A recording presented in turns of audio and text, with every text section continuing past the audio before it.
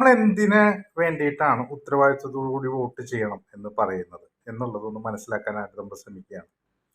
നമുക്കിപ്പോൾ ആവശ്യമുള്ളത് ജനപ്രതിനിധികൾ എന്ന് പറഞ്ഞ് നമ്മളിപ്പോൾ തിരഞ്ഞെടുക്കുന്നത് കള്ളനും കൊള്ളക്കാരനും അധികാരനും പീഡനം നടത്തുന്നവർ കൊലപാതകം നടത്തുന്ന ആളുകളും ക്രിമിനൽ കേസിലൊക്കെ ഉൾപ്പെട്ടിട്ടുള്ള ആളുകളെയൊക്കെയാണ്.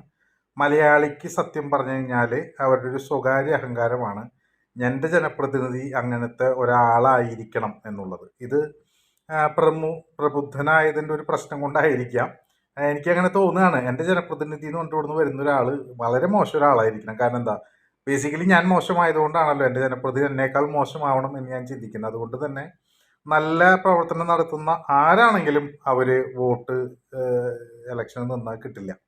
അപ്പോൾ നമ്മളിപ്പോൾ മറ്റേ തിരുവനന്തപുരത്തൊരു ഹാരിസ് ഡോഗ് വന്നിട്ട് ജനങ്ങൾക്ക് വേണ്ടിക്ക് വർക്ക് ചെയ്യണമെന്ന് പറഞ്ഞില്ലേ, അയാൾ ഇലക്ഷനിൽ വന്ന് 8 നില ജനം പൊട്ടിക്കും. കാരണം എന്താ വെച്ചാൽ അങ്ങനത്തെ ഒരു നല്ലവനല്ല നമ്മുടെ പ്രതിനിധി ആവേണ്ടത്, അത് നമ്മളെക്കാൾ ചറ്റയാവണം എന്ന് പറയുന്ന ഒരു ബേസിക് അണ്ടർസ്റ്റാൻഡിങ് മലയാളിക്കുണ്ട്. അത് തിരുത്താൻ പറ്റാത്തതാണ് ഇത്ര കാലമായിട്ടും നമ്മൾ ഇടതുകാലിലും മന്ത് വലതുകാലിലേക്ക് വെക്കാനുള്ള പ്രധാനപ്പെട്ട കാരണം. കാരണം നമുക്കൊരു നല്ലൊരാളെ നമ്മുടെ ജനപ്രതിനിധിയായിട്ട് കാണാൻ ഇഷ്ടമല്ല. നമ്മുടെ ജനപ്രതിനിധി എന്ന് പറയുമ്പോൾ ഈ അത്യാവശ്യം ഗുണ്ടായുസും നെട്ടിത്തരമൊക്കെ കാണിക്കുന്ന അങ്ങനെ അത് നമ്മുടെ ഒരു ഇതാണ്, ബേസിക് പ്രോബ്ലമാണ്.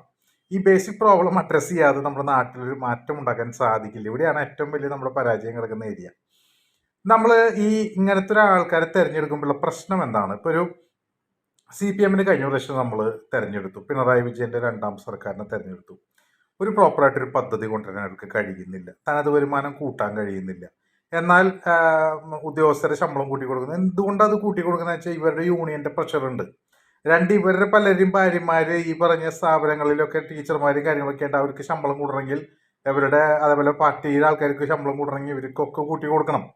2 PSC മറ്റു പരിപാടികളൊക്കെ പിൻവാതിൽ നിയമനങ്ങൾ, ടെൻഡർ ഇല്ലാതെയുള്ള കച്ചവടങ്ങൾ, പരിപാടികൾ, എല്ലാ പരിപാടിയും ഒരാളെങ്കിലും കൊടുക്കുക എന്നുള്ള പരിപാടികൾ, ഇത്തരത്തിൽ ഈ സ്വജനപക്ഷപാതം എന്ന് പറയുന്ന പരിപാടി ഭയങ്കരമായിട്ട് കൂടുമ്പോഴുള്ള പ്രശ്നം. ഇപ്പോൾ ടീച്ചർമാരെ മുഴുവൻ നമ്മളിങ്ങനെ അപ്പോയിന്റ് ചെയ്യണേ, അവർ കൈക്കൂലി കൊടുക്കാൻ കപ്പാസിറ്റി ഉള്ള ആൾക്കാർ മാനേജ്മെന്റിന് കൈക്കൂലി കൊടുത്തിട്ട് അവരാണ് ഭൂരിപക്ഷവും അതിലേക്ക് വരുന്നത്. അപ്പോൾ സ്വാഭാവികമായിട്ടും ഉണ്ടാവും, ക്വാളിറ്റി ഉണ്ടാവില്ല. ക്വാളിറ്റി നമുക്ക് എക്സ്പെക്ട് ചെയ്യുമ്പോൾ നമ്മുടെ കുട്ടികളെ ആ ക്വാളിറ്റിയിലേക്ക് നമ്മൾ വിടാൻ ഉദ്ദേശിച്ചു.